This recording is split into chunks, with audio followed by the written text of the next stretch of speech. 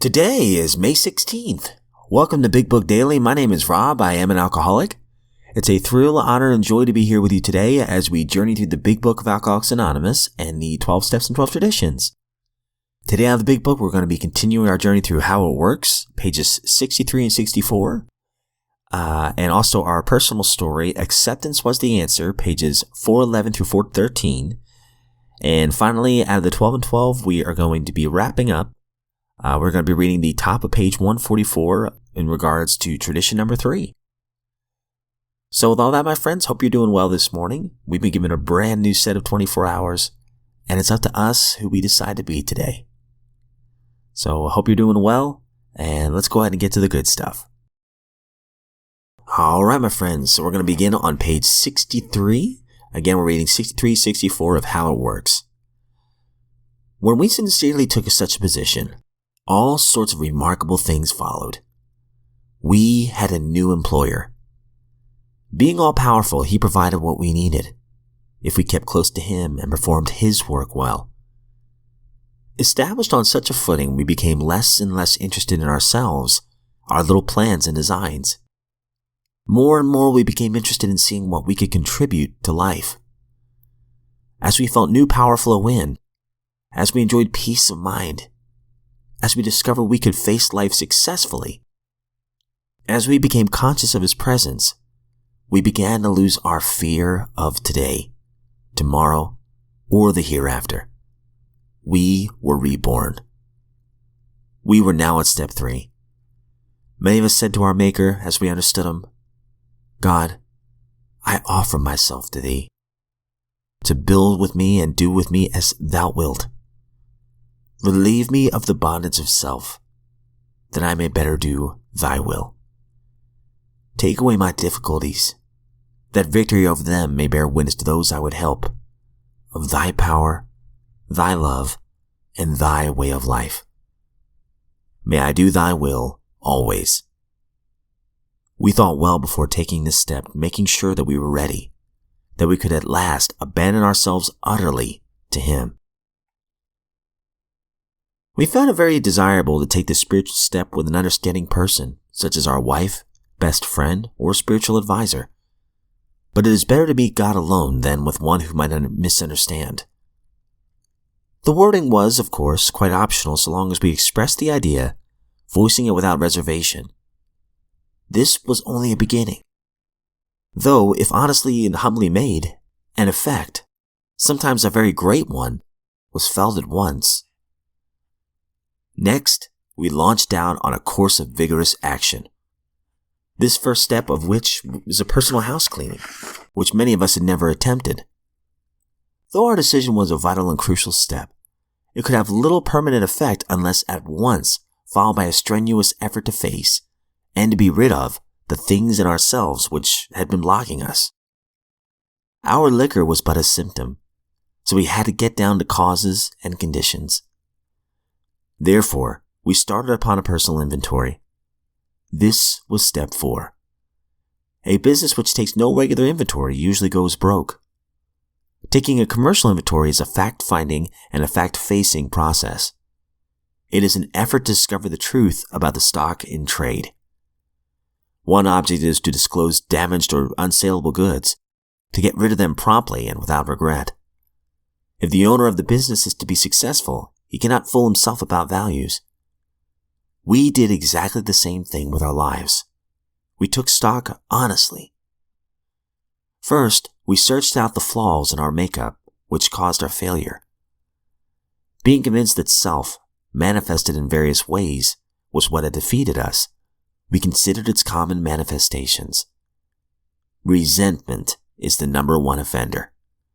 It destroys more alcoholics than anything else. From it stem all forms of spiritual disease. For we have not only been mentally and physically ill, we have been spiritually sick. When the spiritual malady is overcome, we straighten out mentally and physically. In dealing with resentments, we set them on paper. We listed people, institutions, or principles with whom we were angry. We asked ourselves why we were angry. In most cases, it was found that our self-esteem, our pocketbooks, our ambitions, Our personal relationships, including sex, were hurt or threatened. So we were sore. We were burned up. All right. So as you can see here, we talk about step 3 and step 4 today. After we make that decision to turn our will over to the care of God, we get to work. Can we talk more about this in a minute?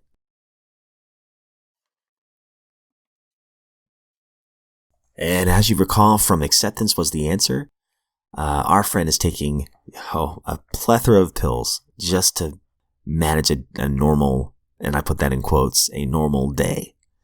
And we can see that his addiction for drugs is getting out of hand, obviously. Oddly enough, we haven't talked a ton about alcohol yet, but we will be today. So again, we're reading pages 411 through 413. It was hard to judge the right amount. One night I had put myself back to sleep 3 times, and then I finally decided to give it up. But to do so, I had to get all that stuff out of the house and out of my possession. In the end, I had to do the same with alcohol and all pills. I wasn't able to quit chemicals as long as they were in the house. If they were around, I'll always find a need for them, especially the pills. I never in my life took a tranquilizer, sedative, or pet pill because I was a pillhead. I always took it because I had a symptom that only that pill would relieve. Therefore, every pill was medically indicated at the time it was taken. For me, pills don't produce the desire to swallow a pill. They produce the symptoms that require the pill to be taken for relief. As a physician and a pharmacist who had grown up in a drugstore home, I had a pill for every ill, and I was sick a lot. Today, I find I can't work my AA program while taking pills, nor may I even have them around for dire emergencies only. I can't say, "Thy will be done," and take a pill. I can't say, "I'm powerless over alcohol, but solid alcohol is okay." I can't say, "God can restore me to sanity, but until He does, I'll control myself with pills." Giving up alcohol alone was not enough for me. I had to give up all mood and mind-affecting chemicals in order to stay sober and comfortable. On 2 occasions over weekends, I decided I would take absolutely nothing. On each occasion, I had a convulsion on Sunday morning. Both times, my reaction was that I had nothing to drink that night before, so obviously alcohol had nothing to do with it. The neurologist in charge of my case didn't think to ask me whether I drank, and I didn't think to tell him. As a result, he couldn't figure out why I had the convulsions, and he decided to send me to the Mayo Clinic. It seemed to me I needed a consultation first. I happened to be the best diagnostician that I knew at the time, and I certainly knew my case better than anyone else. So I sat down with me and went over the facts behind the convulsions. Personality changes, daily headaches, sense of impending doom, sense of impending insanity. And suddenly, it was obvious to me. I had a brain tumor and would die, and everyone would be sorry for me. The Mayo Clinic seemed like a good place to have my diagnosis confirmed. After 9 days of tests at Mayo, I was put in the locked ward, of all places. That's when the steel door slammed shut, and Max was the one who went home. I didn't like being on the nut ward, and I particularly didn't like being forced to ice cookies on Christmas Eve. So I raised enough fuss that they finally agreed to let me sign out, against my medical advice. Max accepted responsibility for me after I promised never to drink again, never to take another pill, never to swear again, and never to talk to girls again. We got on the plane and immediately had a big fight over whether I'd drink the free booze. Max won. I didn't drink it, but by God, I wouldn't talk or eat either. And that was how Max and I and our 2 daughters spent Christmas Day 8 years ago. When we got home, I got a bottle of scotch and went to bed. The next day, Max called the neurologist and told him about the Mayo's psychiatrist's opinion. He arranged for me to see a local psychiatrist, who quickly decided that I should be in the mental health unit of our local hospital. The people there insisted on putting me in a ward, when Max and I both knew that I ought to have a private room. Finally, she asked, "Do you realize he's on the staff of this hospital?" And I got my private room, Time went by very, very slowly on my second night ward. I never could quite get the knack of it and kept asking myself, what's a nice guy like me doing in a place like this? They wanted me to make leather belts of all things. Had I gone to school all those years just to sit and make leather belts? Besides, I couldn't understand the instructions. The girl had explained them to me 4 times and I was too embarrassed to ask her again. I'm pleased to state, however, that I had gone to only a very few AA meetings before I was able to make a really beautiful pair of moccasins and half a wallet. I wore those moccasins every night for the next 7 years until they wore out. For my 7th AA birthday, my program-oriented Al-Anon wife had my moccasins bronzed. And now I own perhaps the most costly pair of moccasins anyone has ever seen, and they have helped me remember where I've been. In the hospital, I hung on to the idea that I had had most of my life, that if I could just control the external environment, the internal environment would then become comfortable. Much of my time was spent writing letters, notes, orders, and a list of things for Max, who is also my office nurse, to do to keep the world running while I was locked up. One had to be pretty sick to do that, and perhaps one had to be even sicker to come back every day for a new visit, as she did. Today we don't have to live that way. Max still works with me in the office, but we have turned our wills and our lives and our work over to the care of God, each with the other as a witness. We took the 3rd step out loud, just as it says in the big book, and life itself keeps getting simpler and easier as we try to reverse my old idea by taking care of the internal environment via the 12 steps and letting the external environment take care of itself. All right, some good stuff here, guys. Can't wait to come back to this in a minute. And finally, we're on tradition number 3. The only requirement for AA membership is the desire to stop drinking. So if you recall from yesterday's reading, one of our friends in recovery, he is a pronounced atheist, and during, I guess, one of the speaker meetings, he at first starts things pretty well, you're right. He's talking about the program and the fellowship, but he can't stand this whole God idea, and AA would be so much better without it. Well, a lot of the elders, they're outraged by his claims, and they talk to him, and they're thinking about kicking him out of the meeting. And that's when the friend says, hey, wait a minute. The only requirement for AA membership is the desire to stop drinking. Ed went on, when you guys wrote that sentence, did you mean it or didn't you? So with that, we're going to be reading the first half of page 144. Dismayed, the elders looked at one another, for they knew he had them cold. So Ed stayed. Ed not only stayed, he stayed sober month after month. The longer he kept dry, the louder he talked against God. The group was in anguish so deep that all the fraternal charity had vanished. When, oh when, groaned the members to one another, will that guy get drunk? Quite a while later, Ed got a sales job which took him out of town. At the end of a few days, the news came in. He sent a telegram for money and everybody knew what that meant. Then he got on the phone.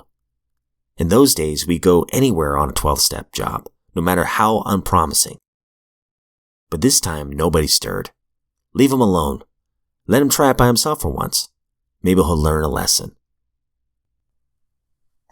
All right, and that concludes today's reading out of the 12 and 12. We'll find out what happened to Ed tomorrow and finish up the tradition then. So I thought it was really interesting that our friend in Acceptance Was the Answer, he said a lot of things here, and you can definitely hear the humor in a lot of his story, and the sarcasm, and but you can also sense there's a lot of pride in a lot of what he's doing. But he says something really interesting here. He says, I kept thinking if I take care of the external factors, then my internal self will be okay. But as he alludes to at the very end here on page 414, he had to take care of the internal stuff first. It says right here, today we don't have to live that way. Max still works with me in the office, but we turned our wills and our lives and our work over to the care of God. Each with the other as a witness, we took the 3rd step out loud. I think that's pretty awesome that a married couple does this. And then shortly after that, life keeps getting simpler and easier as we try to reverse my old idea by taking care of the internal environment via the 12 steps and letting the external environment take care of itself. Kind of goes back to that old line, to make whole, be whole. And these 12 steps have certainly helped me in so many ways. And speaking of that, as we see in How It Works, as soon as we complete step 3, okay, it's time to get to work. Take that inventory.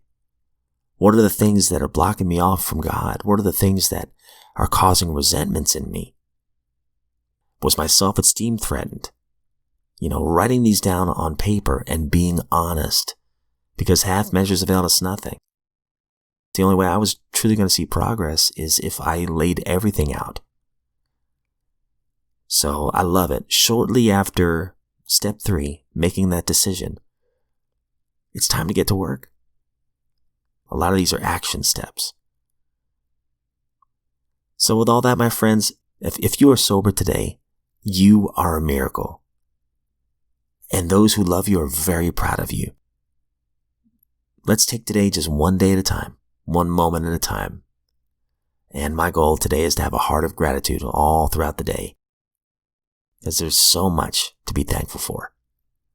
So as always, my friends, I don't speak on behalf of AA, Al-Anon, NA, any other sect or denomination or organization. I am just a friend in the lifeboat of recovery, and I'm so grateful you're here with me. And my friends, if we are given another set of 24 hours, I look forward to seeing you back here tomorrow.